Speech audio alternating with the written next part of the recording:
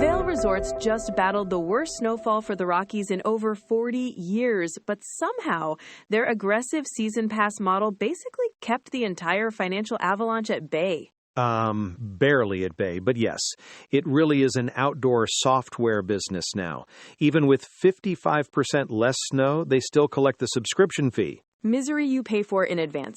Welcome back to Earnings Unscripted. It is June 8th, 2026, and today we're digging into fiscal Q3 for Vail, ticker MTN. And before we get too deep into the snow logic, quick disclaimer, everything we discuss here is just our personal opinion, not financial advice, so please do not try to short the weather based on our chat. You cannot short the weather, Susie. Watch some hedge fund figure it out. Anyway, let us hit the headline numbers. Revenue came in at $1.205 billion. That is up 11.2% from last quarter. And diluted EPS climbed to $8.81 a share. Right. Operating income hit $494 million, which is a massive jump quarter over quarter. But, we have to remember, Q3 captures peak ski season. The real tell is year over year. Net income actually dropped almost 20% compared to last year. They just got absolutely hammered by the climate. Well, they literally called it a historically adverse year. Industry-wide visitation in the Rockies dropped 24%.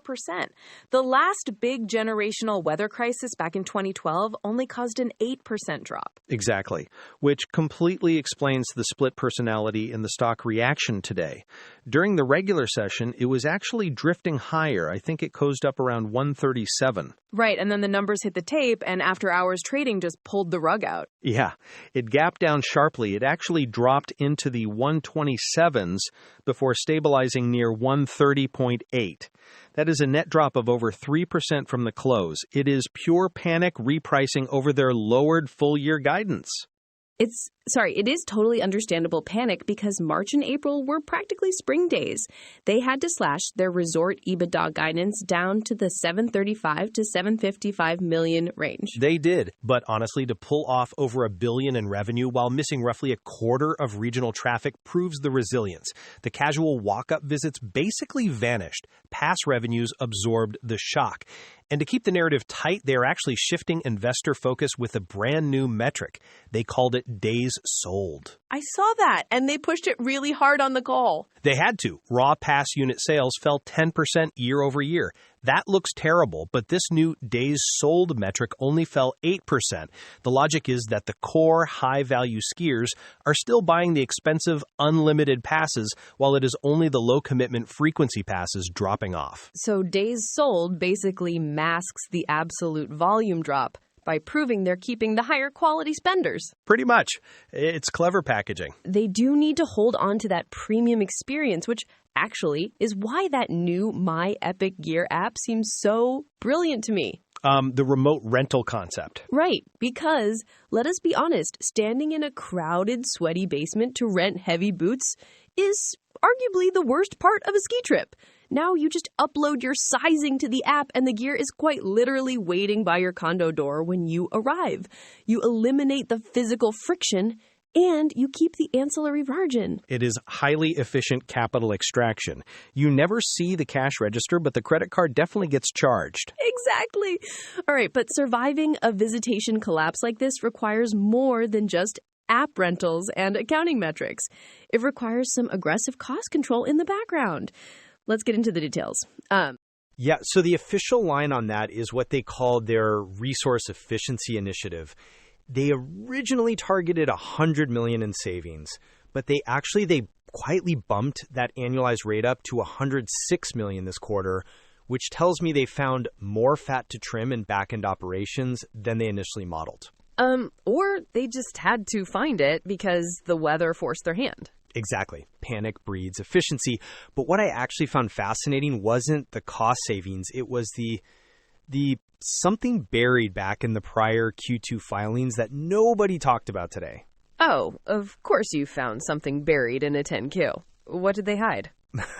It wasn't hidden. Just let me say that better. It was quietly revised. They had to go back and restate their 2023 and 2024 results. Wait, why? Was it material? No, financially immaterial. It understated retained earnings from 2022 by about $12 million. But the reason is interesting. It was a miscalculation on depreciation timing for capital projects and misapplied interest on some secured notes. Okay, so just a back office slip. Right, but these are complex resort leases. It just flags that when a highly fixed cost business scales this fast, the internal reconciliation can slip. The control systems get stressed. That is fair. Although I think what the street cares about right now is how they plug the current revenue holes, because cost cutting and accounting fixes only get you so far. You still need actual humans on the mountain. They do, and since they cannot make it snow, they are reverse engineering the pricing. Yes, the young adult pass rollback. This was genuinely wild to me because for 4 years, they have just relentlessly hiked prices, optimizing for these wealthy older demographic pass holders. It is the standard subscription playbook. Churn the bottom, squeeze the top. Sure, except they completely priced out Gen Z and younger millennials. And management literally admitted it. They enacted an almost unheard of price rollback just for the young adult category this cycle. Which is working, by the way. It is heavily outpacing all their other demographic sales. But I think the real structural pivot is this new super advanced lift ticket. Right. A 30% discount if you buy your ticket at least 28 days in advance. Logically, this should terrify investors. The fear was always that if you offer cheap lift tickets a month out, you cannibalize the high-margin Epic Pass upgrades. People just downgrade to the cheap single tickets. But they did not. The CEO was super clear about this. I think Rob Katz specifically said, let me find it. Right. He said, we introduced super advanced lift tickets, which offered a 30% discount, which drove a 65% increase in tickets sold more than 28 days out. And he confirmed almost zero material cannibalization. That is the magic trick right there. You trap the non-committal skier who refuses to buy a full season pass, but you still lock their cash in a month before they even see a weather forecast. It is so smart. They basically invented a micro subscription to hedge against people delaying their purchases because folks are so scarred from this past terrible winter. More or less, yeah. It just reinforces that advanced commitment model, which honestly, with net debt sitting at $2.65 billion right now, they absolutely need that early cash flow to service the leverage. Because poor snowfall is one thing. I was going to say a bad winter plus a consumer recession with 3.5 times leverage, that is a whole different kind of avalanche. Precisely. The thermal budget is running at redline. They need that upfront cash. Okay, so that is a perfect sit-up because when we step back from the discounts and the debt, the real question is how they survive the next 6 months. Let us zoom out and talk about what this means going into the outlook in the Australian season. Well, Australia is basically their immediate firewall right now. Early Epic Australia Pass sales are they look incredibly strong. Up 26% in units year over year. So there's a very nice cash flow cushion teeing up for Q4. Which they absolutely need, especially since the core North American spring pass sales are, well, they are kind of dragging, down 10% in units through late May. I mean, that feels like a legitimate red flag. It does, but management is trying to wave that off as purely delayed decision-making. Rob Katz actually argued that they do not think this is people abandoning skiing next year. It is just people refusing to make the financial commitment today. I cannot even blame them.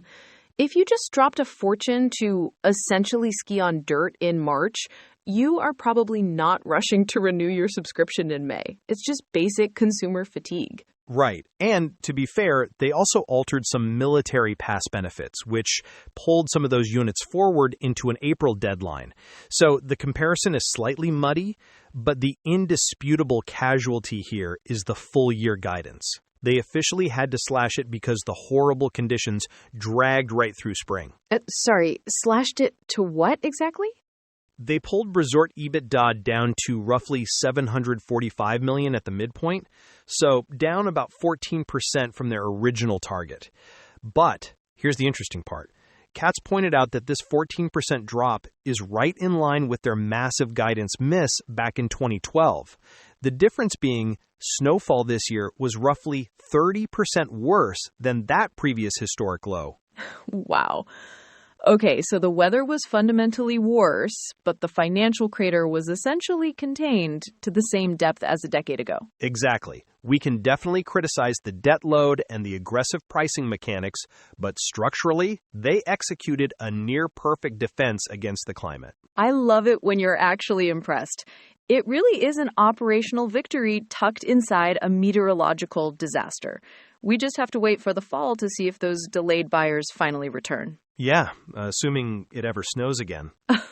Let's hope so. All right, I think we can wrap it up right there. If you like hanging out with us, you could just follow the feed. So these episodes show up automatically for you. And as a quick peek behind the curtain, we actually use AI tools to help us sift through those massive corporate filings so we can focus purely on the story.